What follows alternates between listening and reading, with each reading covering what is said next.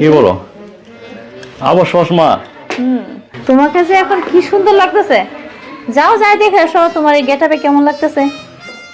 আমি আগামী মাসের 10 তারিখে ব্যাংককে চলে যাব। ওইখানে আমার ব্যবসার জন্য অনেক কিছু কাজ পেন্ডিং আছে। আমার বাড়ি সহ যত ব্যবসা বাণিজ্য আমার আছে সকল দায়িত্ব আমি তোমার হাতে বুঝাই দিয়ে যাইব।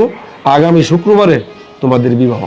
আমি আর কোনো কথা শুনতে চাই না। স্যার আমি একটা কথা বলি স্যার, আর আমার এটা থেকে একটু মুক্তি দেওয়া যায় না স্যার?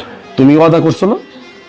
স্যার আমি কি এত বড় দায়িত্ব পালন করতে তুমি পারবো? পালন করতে পারবে, এটা আমার বিশ্বাস আছে। আমি কি ম্যাডামের মন জয় করে চলতে পারবো কোনটা স্যার?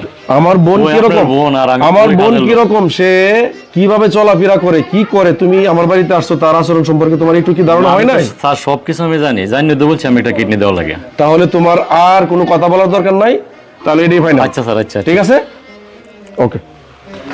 এই শুনো, কি কিছু বলবা? হ্যাঁ কিছু বলার জন্যই তো। আচ্ছা, তুমি বলো। এভাবে কোথায় যাইতেছো? তুমি এবারে জামাই বলে কথা, তাই না? তোমার গেটআপই তো একটা অন্যরকম থাকবে। না তো এটা পড়ো তো। না না, আমি যেভাবে আছি সেভাবে আমার কাছে অনেক ভালো লাগে। দেখো তুমি আমার স্বামী, তোমার গেটআপ তো অন্যরকম, তুমি সব সময় গেটআপ নিয়ে চলবা, বুঝতে পারছো? আবার চশমা? তোমার কাছে এখন কি সুন্দর লাগতেছে। যাও যাই দেখে আসো তোমার এই গেটআপে কেমন লাগতেছে। আমার মনের মধ্যে যদি বলে সুন্দর, তাহলে রাইনে কি করবে আমাকে?